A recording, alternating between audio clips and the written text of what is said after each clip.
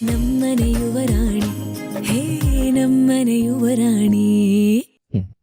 ಏನ್ ಮಾತಾಡ್ತಿದ್ದೀರಿ ಸರ್? ಕೊಲೆಗಾರ ಮನೆವರೆಗೂ ಹುಡ್ಕೊಂಡು ಬಂದಿದ್ದಾನೆ. ಅವನ ಬಗ್ಗೆ ಏನಾದ್ರೂ ಸುಳಿವು ಸಿಗುತ್ತೆ ಅಂತ ಹುಡ್ಕೊಂಡು ಹೋಗಿದೆ ತಪ್ಪಾಯ್ತಾ? ದಾರಿಲಿ ನನ್ಗೆ ಮಂಕಿ ಕ್ಯಾಪ್ ಸಿಕ್ಕಿದೆ ತಪ್ಪಾಗೋಯ್ತಾ? ಅದನ್ನ ನಿಮ್ಗೆ ತಂದ್ಕೊಟ್ಟಿದ್ದೆ ತಪ್ಪಾಗೋಯ್ತಾ ಅನಿಕೇತ್? ಒಂದು ವೇಳೆ ಈ ಮಂಕಿ ಕ್ಯಾಪ್ನ ನಾನು ಇಲ್ಲಿಗೆ ತಂದ್ಕೊಡ್ದೆ ಅಲ್ಲೇ ಬಿಸಾಕಿದಿದ್ರೆ ನನ್ನ ಮೇಲೆ ಅನುಮಾನನೇ ಬರ್ತಿರ್ಲಿಲ್ಲ ಅಲ್ವೇನ್ರಿ ಇನ್ಸ್ಪೆಕ್ಟ್ರೆ? ಆ ಕ್ರಿಮಿನಲ್ ಕಾಂಪೌಂಡ್ ಹಾರುವಾಗ ಮಂಕಿ ಕ್ಯಾಪ್ ಬಿಚ್ಚಿದ್ನೋ, ಅನಿಕೇತ್ ಅವ್ರ ಕಣ್ಣು ಮಣ್ಣೆಚ್ಚಿದ್ಮೇಲೆ ಮಂಕಿ ಕ್ಯಾಪ್ ಬಿಚ್ಚಿದ್ನೋ, ಅಥವಾ ತಪ್ಪಿಸ್ಕೊಂಡು ಹೋದವನು ವಾಪಸ್ ಸಾಕೇತ್ ಅವ್ರನ್ನ ಕೊಲ್ಲೋಕೆ ಅಂತ ಮನೆ ಹತ್ರ ಬಂದಿದ್ನೋ? ನನಗೇನ್ರಿ ಗೊತ್ತು? ನನಗೇನ್ರಿ ಗೊತ್ತು? ನನಗೇನ್ ಗೊತ್ತು? ಮನೆ ಸುತ್ತಮುತ್ತ ಏನಾದ್ರೂ ಸಾಕ್ಷಿ ಸಿಗುತ್ತೇನೋ ಅಂತ ಹುಡುಕಾಡ್ತಾ ಇದ್ದೆ. ಮಂಕಿ ಕ್ಯಾಪ್ ಸಿಕ್ತು. ಆಗ್ಲೇ ಮೀರಮ್ಮ ಕ್ರಿಮಿನಲ್ ಮಂಕಿ ಕ್ಯಾಪ್ ಹಾಕೊಂಡಿದ್ದ ಅಂತ ಹೇಳಿದ್ ನೆನಪಾಯ್ತು. ಅದರಿಂದನಾದ್ರೂ ಕೊಲೆ ಗಡ್ಕೊಂಡು ಸುಳಿವು ಸಿಗ್ಬೋದೇನೋ ಅಂತ ಅದನ್ನ ನಾನು ನಿಮಗ್ ತಂದ್ಕೊಟ್ಟೆ. ಅದಕ್ಕೆ ನನ್ನನ್ನೇ ಕೊಲೆಗಾರ ಅನ್ನೋ ತರ ನೋಡ್ತಾ ಇದ್ದೀರಲ್ಲ, ಇದು ಸರಿನೇನ್ರಿ? ರೀ ಇನ್ಸ್ಪೆಕ್ಟ್ರೆ, ನಿಮ್ಗೆ ಕೊಲೆಗಾರನ ಹುಡ್ಕೋದಕ್ಕಾಗಿಲ್ಲ ಅಂತ ಅದನ್ನ ನನ್ನ ತಲೆ ಕೆಡ್ತಾ ಇದ್ದೀರಲ್ವಾ? ಚಂದ್ರಕಾಂತ್, ನಾಲ್ಗೆ ಬಿಗಿ ಹಿಡಿದು ಮಾತಾಡಿ. ಅನಿಕೇತ್, ನಾವು ಎನ್ಕ್ವೈರಿ ಮಾಡ್ತಿದೀವಿ, ನಮಗ್ ಸರಿಯಾಗಿ ಉತ್ತರ ಕೊಡಕ್ ಹೇಳಿ. ಈ ರೀತಿ ನಾಟಕ ಮಾಡಿದ್ರೆ ಪೊಲೀಸ್ ಭಾಷೆಯಲ್ಲಿ ವಿಚಾರಿಸ್ಕೋಬೇಕಾಗತ್ತೆ. ಹುಷಾರ್.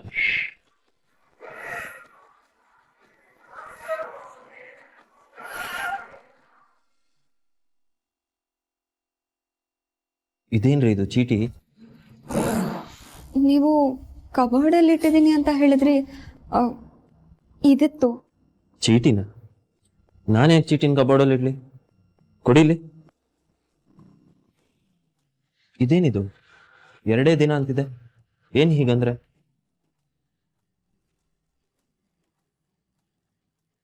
ಇವ್ರೇನ್ ನಾಟಕ ಮಾಡ್ತಿದಾರ? ನನಗೇನ್ ಗೊತ್ತು? ನೀವು ಕಬೋರ್ಡ್ ತೆಗ್ದು ನೋಡು ಅಂತ ಹೇಳಿದ್ರಿ, ನೋಡಿದ್ರೆ ಇದಿತ್ತು.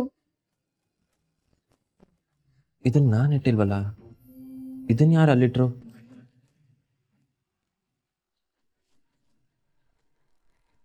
ಅದನ್ನ ನಾನೇ ಇಟ್ಟಿದ್ದು.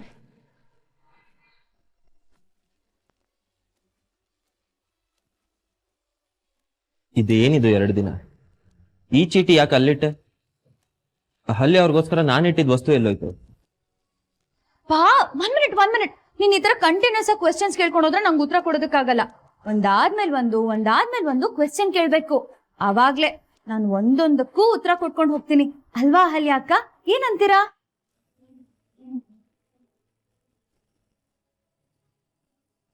ಫಸ್ಟ್ ಕ್ವೆಶ್ಚನ್, ಈ ಚೀಟಿನ ಅಲ್ಯಾಕ್ ಇಟ್ಟೆ ಅಂತ ಅಲ್ವಾ?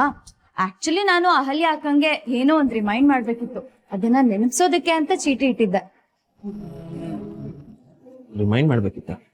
ಏನು, ಯಾವ ವಿಷಯ ನೆನಪಿಸ್ಬೇಕಿತ್ತು? ಅಹಲ್ಯ ಅಕ್ಕ, ನೀವೇ ಹೇಳ್ತಿರೋ ಅಥವಾ ನಾನ್ ಹೇಳೋ?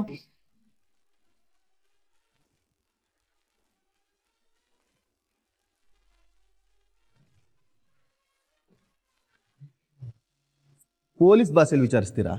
ಹೊಡಿತೀರಾ? ಏರೋಪ್ಲೇನ್ ಹತ್ತಿಸ್ತೀರಾ? ಅರೆಸ್ಟ್ ಮಾಡಿ ಸರ್, ಅರೆಸ್ಟ್ ಮಾಡಿ.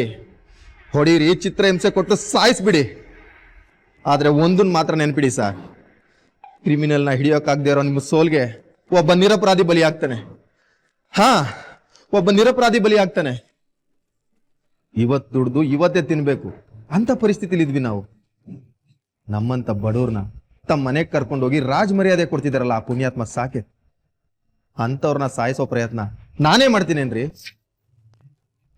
ಮಗಳಿಗೆ 2ನೇ ಸಂಬಂಧ ಅಂತ ಗೊತ್ತಿದ್ರು ಕೂಡ ಅದ್ರ ಬಗ್ಗೆ ಯೋಚನೆನೆ ಮಾಡದೆ ಮಗಳು ಕೊಳಕ್ ತಾಳಿ ಕಟ್ಟಿ ಕತ್ತಲಾಗಿದ್ದ ಮಗಳಿಗೆ ಬಾಳ್ ಕೊಟ್ಟ ಆ ಭಗವಂತನ ಯಾವ್ದಾದ್ರು ಕಟ್ಗನ್ಗಾದ್ರೂ ಕೊಲ್ಲುವಂತ ಮನ್ಸು ಬರುತ್ತಾ ಸರ್? ಹೇಳಿ ಇನ್ಸ್ಪೆಕ್ಟ್ರೆ, ಹೇಳಿ. ನನ್ನ ಈ ಎಲ್ಲಾ ಪ್ರಶ್ನೆಗಳಿಗೆಲ್ಲ ಉತ್ತರ ಕೊಟ್ಟು ನನ್ನನ್ನು ಅರೆಸ್ಟ್ ಮಾಡಿ, ನನ್ನನ್ನ ಒಳಗಡೆ ಹಾಕಿ ಚಿತ್ರಹಿಂಸೆ ಮಾಡಿ.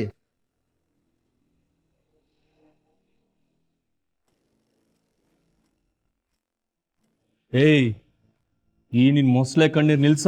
ಇನ್ಸ್ಪೆಕ್ಟರ್, ನಿಮಗಿದ್ ಗೊತ್ತಾಗಲ್ಲ ನಿಕೇತ್. ಕ್ರಿಮಿನಲ್ ಬುದ್ಧಿ ತುಂಬಾ ಚುರುಕಾಗಿರತ್ತೆ. ಅವ್ರು ಕೊಲೆ ಪ್ರಯತ್ನ ಮಾಡೋದ್ಕಿಂತ ಮುಂಚಿತವಾಗಿ ಸಿಕ್ಕಾಕೊಂಡ್ರೆ ಹೇಗ್ ತಪ್ಪಿಸ್ಕೊಳ್ಳೋ ಅನ್ನೋ 100 ದಾರಿ ಕಂಡಿಡ್ಕೊಂಡಿರ್ತಾರೆ. ಅದ್ರಲ್ಲೊಂದ್ ದಾರಿ ಈ ಕಣ್ಣೀರ್ ಕೂಡ. ಈ ಪೊಲೀಸ್ ಮುಂದೆ ಕಣ್ಣೀರು ನಾಟಕ ಎಲ್ಲ ನಡೆಯಲ್ಲ. ಹಾಗಾದ್ರೆ ಅರೆಸ್ಟ್ ಮಾಡಿಬಿಡಿ ಸರ್, ಅರೆಸ್ಟ್ ಮಾಡಿ ಗಲ್ಲಿಗೇರಿಸಿ. ನನ್ನಂತವನು ಬದುಕಿದ್ದೇನು ಪ್ರಯೋಜನ? ಗಲ್ಲಿಗೇರಿಸ್ಬಿಡಿ ಸರ್, ನನ್ನನ್ನು ಅರೆಸ್ಟ್ ಮಾಡಿ. ಇನ್ಸ್ಪೆಕ್ಟರ್ ಪ್ಲೀಸ್, ಅವ್ರನ್ನ ಇಂಟರಾಗೇಟ್ ಮಾಡ್ತಿರೋದು ತಪ್ಪು ಅಂತ ನಾನು ಹೇಳ್ತಿಲ್ಲ, ಆದ್ರೆ ಅವರೇ ಕೊಲೆಗಾರ ಅನ್ನೋ ಹಾಗೆ ಮಾತಾಡ್ಬೇಡಿ. ಯಾಕಂದ್ರೆ ಚಂದ್ರಕಾಂತ್ ಅಂಕಲ್ ಇತ್ತೀಚೆಗೆ ನಮ್ಮ ಮನೆಗೆ ಬಂದಿರೋದು, ಅಣ್ಣನ ಮೇಲೆ ಮರ್ಡರ್ ಅಟೆಂಪ್ಟ್ ಆಗ್ತಿರೋದು ಇದೇನ್ ಮೊದ್ಲಲ್ಲ, ಅದ್ ನಿಮ್ಗೂ ಗೊತ್ತು. Aniket, no inspector, no. Chandrakant ಅಂಕಲ್ಗೂ ಇದಕ್ಕೂ ಯಾವುದೇ ಸಂಬಂಧ ಇಲ್ಲ. ಇನ್ ಕೇಸ್ ನೀವು ಲೀಗಲ್ ಆಗೇ ಬರ್ತೀನಿ ಅಂತಂದ್ರೆ ನಾನು ಲೀಗಲ್ ಆಗಿ ಲಾಯರ್ ಹತ್ರ ಮಾತಾಡ್ಬೇಕಾಗತ್ತೆ.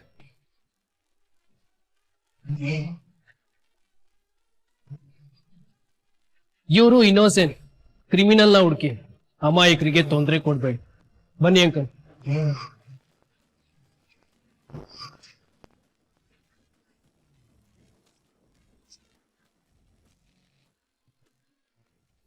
ಮೊಬೈಲ್ ಬೇರೆ ಸ್ವಿಚ್ ಆಫ್ ಬರ್ತಾ ಇದೆ. ಮಾನ್ಯ ಮನೆಗೆ ಬೇರೆ ಹೋಗಿಲ್ಲ ಇವಳು. ಎಲ್ಲಿಗಪ್ಪ ಹೋದ್ಲು?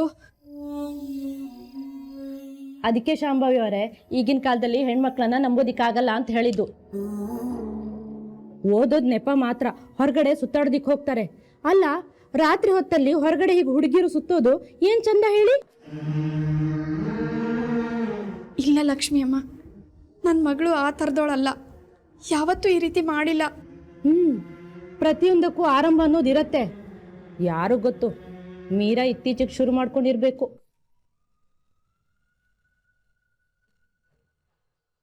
ಅಮ್ಮ ಏನ್ ಮಾತಾಡ್ತಿದ್ಯಾ? ಈಗಿನ ಕಾಲದ ಮಕ್ಕಳು ಬುದ್ಧಿಮಟ್ಟದ ಬಗ್ಗೆ ಹೇಳ್ತಿದ್ದೀನಿ ಕಣೆ. ನೋಡು, ಪಾಪ ಶಾಂಭವಿ ಅವರು, ಅವ್ರ ಮಗಳು ಮೀರಾ ಸುಳ್ಳೇ ಹೇಳಲ್ಲ ಅಂತ ಎಷ್ಟೊಂದು ನಂಬ್ಕೊಂಡಿದ್ರು. ಆದ್ರೆ ಆ ಮೀರಾ ಫ್ರೆಂಡ್ ಮನೆಗೆ ಓದೋದಿಕ್ ಹೋಗ್ತೀನಿ ಅಂತ ಸುಳ್ಳು ಹೇಳಿ ಹೋಗಿದ್ದಾಳೆ. ಇದು ತಪ್ಪು ತಾನೆ?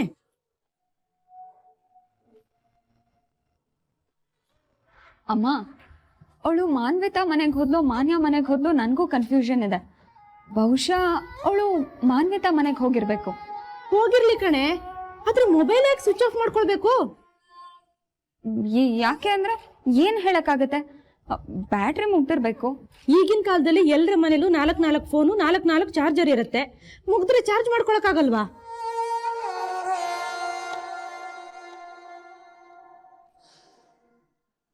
ಮೀರಾ ಯಾವತ್ತೂ ಹೀಗೆ ಮಾಡ್ದೋಳಲ್ಲ. ಮನೆಗೆ ಬರ್ಲಿ ಅವಳು. ರಾಜ್ಗುರು ಮನೆತನದ ಮಗಳು ಅಂತ 4 ಜನ ಮಾತಾಡ್ತಾರಮ್ಮ.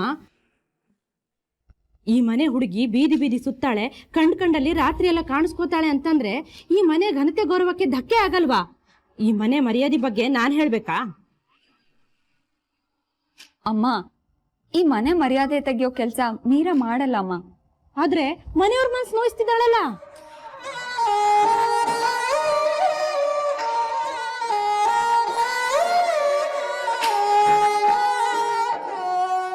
ಶಾಂಭವಿ ಅಮ್ಮ, ನೀವ್ ನಂಬ್ಕೊಳ್ಬೇಡಿ. ಫೋನಲ್ಲಿ ಏನಾದ್ರು ಪ್ರಾಬ್ಲಮ್ ಆಗಿರ್ಬೇಕು. ಮೀರಾ ನಿಮಗ್ ಸುಳ್ಳು ಹೇಳೋಗಕ್ ಸಾಧ್ಯನೇ ಇಲ್ಲ. ಬಂದ್ಮೇಲೆ ಗೊತ್ತಾಗುತ್ತೆ. ಧೈರ್ಯವಾಗಿರಿ. ಹೌದಮ್ಮ, ನೀರಿನ ಮೇಲೆ ನನಗೂ ನಂಬಿಕೆ ಇದೆ. ಅವಳು ಓದೋದಕ್ಕೆ ಹೋಗಿದ್ದಾಳೆ. ಮದ್ವೆ ಅದು ಇದು ಗಡಿಬಿಡಿ ಅಂತ ಇತ್ತೀಚೆಗೆ ಅವಳು ಪುಸ್ತಕನೇ ಮುಟ್ಟಿಲ್ಲ. ಈಗ ಎಕ್ಸಾಮ್ಸ್ ಹತ್ರ ಬರ್ತಿದೆ ಅಲ್ವಾ, ಖಂಡಿತ ಅವಳು ಸೀರಿಯಸ್ ಆಗಿ ಓದ್ಕೋತಿರ್ತಾಳೆ. ನಾನು ಅವಳಿಗೆ ಎಕ್ಸಾಮ್ ಫೀಸ್ ಕೊಡೋವಾಗ ಹೇಳಿದ್ದೀನಿ, ಅಮ್ಮ ನಿನ್ನನ್ನು ತುಂಬ ಕಷ್ಟಪಟ್ಟು ಓದಿಸ್ತಾ ಇದ್ದಾರೆ, ಯಾವುದೇ ಕಾರಣಕ್ಕೂ ಅವ್ರ ತಲೆ ತಗ್ಸೋವಂಥ ಕೆಲಸ ಮಾಡಬೇಡ ಅಂತ. ಅವಳು ಖಂಡಿತ ಹಾಗಾಗಲ್ಲ ಅಕ್ಕ ಅಂತ ಮಾತು ಕೊಟ್ಟಿದ್ದಾಳಮ್ಮ. ಮೀರಾ ಅಂತವಳಲ್ಲ. ಅಮ್ಮ, ನೀವು ನೊಂದ್ಕೋಬೇಡಿಮ್ಮ, ಅವ್ರು ಹೋಗಿದಾರಲ್ಲ, ಕರ್ಕೊಂಡು ಬರ್ತಾರೆ.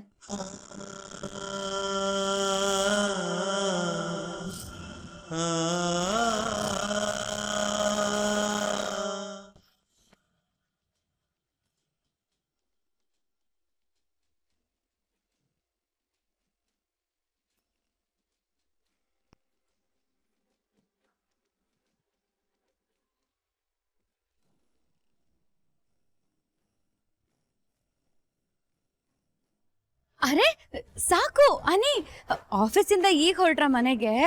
ಅದ್ ಸರಿ, ನಾನು ಇಲ್ಲೇ ಬರ್ತಿದ್ದೀನಿ ಅಂತ ನಿಮ್ಮಿಬ್ರಿಗೂ ಹೇಗೆ ಗೊತ್ತಾಯ್ತು? ಟೈಮ್ ಎಷ್ಟು? ಅದು ಸಾರಿ ಸಾಕು, ಓದ್ಕೊಳ್ತಾ ಟೈಮ್ ಹೋಗಿದ್ದ ಗೊತ್ತಾಗ್ಲಿಲ್ಲ ಗೊತ್ತಾ. ಸಾರಿ. ಅಣ್ಣ ಅವಳ ಮನೆಗೆ ಬರೋದಕ್ಕೆ ಹೇಳು. ಏಯ್ ಗುಗ್ಗು, ಯಾಕೋ ಮುಖ ನಮ್ಮ ಅಂತ ಮಾಡ್ಕೊಂಡಿದ್ಯಾ? ಏನಾಯ್ತು? ಅಣ್ಣ ಲೇಟ್ ಆಗಿದ್ದ ಕಾರಲ್ಲಿ ಬಂದು ಕೂರ ಕೇಳೋಳಿಗೆ.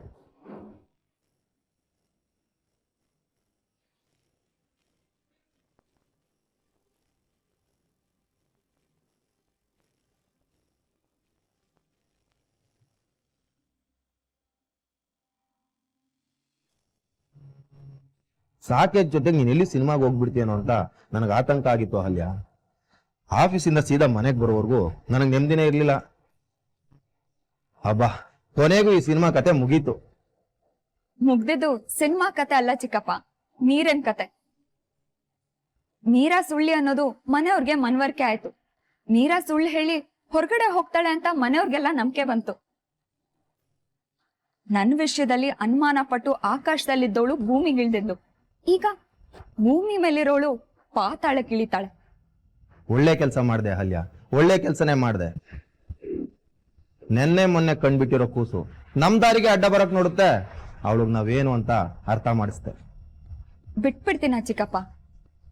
ಇಷ್ಟೆಲ್ಲ ಕಷ್ಟಪಟ್ಟು ತಾಳ್ಮೆನ ಒಟ್ಟುಗೂಡಿಸ್ಕೊಂಡಿದ್ದೀನಿ. ಈ ಮನೆಗೆ ಸಂಬಂಧ ಪಡೆದೇ ಇರೋಳು ನನ್ ದಾರಿಗೆ ಅಡ್ಡ ಬರ್ತಾಳೆ ಅಂದ್ರೆ ಈ ಮನೆ ಸೊಸೆ ಆಗಿರೋ ನಾನು ಅದ್ ಹೇಗ್ ಸಹಿಸ್ಕೊಳ್ಳಿ? ನನ್ ಗುರಿಗೆ ಅಡ್ಡ ಬಂದವರು ನನ್ ಏಟನ್ನ ತಡ್ಕೊಳ್ಳಾರ್ದೆ ಅವರೇ ಸೈಡಿಗೆ ಹೋಗ್ಬೇಕು. ಹಾಗ್ ಮಾಡ್ತೀನಿ.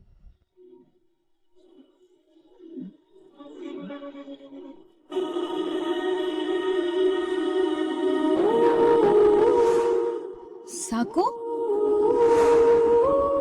ಸಾಕು. ಗುಗ್ಗು ಯಾಕೋ ಈ ರೀತಿ ಮುಖ ನಮ್ಮ ಅಂತ ಊದಿಸ್ಕೊಂಡಿದಾನ?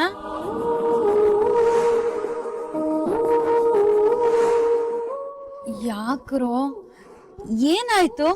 ಯಾಕೆ ಹೀಗಿದ್ದೀರಾ? ಮನೆಗೆ ಹೋದ್ಮೇಲೆ ಮಾತಾಡೋಣ. ಮತ್ತೆ ಇಷ್ಟೊತ್ತು ಹೊರಗಡೆ ಇದ್ರೆ ಕೋಪ ಬರಲ್ವಾ? ಓಹೋ, ಮೋಸ್ಟ್ಲಿ ಅಮ್ಮ ನನಗೆ ಕಾಲ್ ಮಾಡಿದ್ದಾರೆ ಅನ್ಸುತ್ತೆ.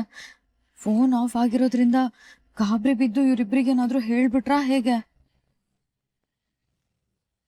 ಮೀರಾ ಸುಮ್ಮನೆ ಅದಾಗಿರುತ್ತೆ ಇದಾಗಿರುತ್ತೆ ಹಾಗಾಗತ್ತೆ ಹೀಗಾಗತ್ತೆ ಅಂತ ಏನೇನೋ ಕಲ್ಪನೆ ಮಾಡ್ಕೊಂಡು ಪ್ರಶ್ನೆ ಮಾಡ್ಕೋಬೇಡ. ನಿನ್ ಮೇಲೆ ಅನುಮಾನ ಬರ್ದೇ ಇರೋ ಹಾಗೆ ನಡ್ಕೊ.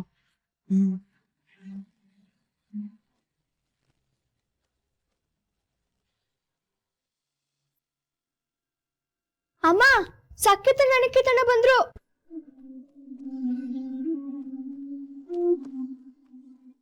ಸಾಕೇತ್, ಮೀರಾ ಸಿಕ್ಕದ್ಲೇನಪ್ಪ?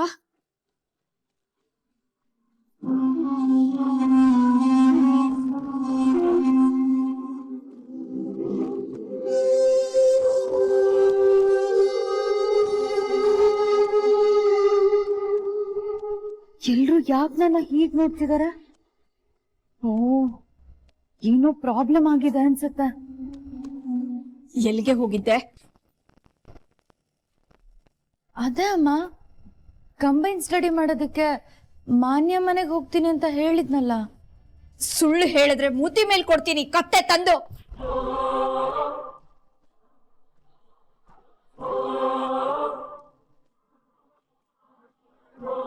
ಬಿದ್ಲು ಹಳ್ಳಕ್ಕೆ. ಮೀರಾ, ನಿನ್ ಕತೆ ಮುಗೀತು.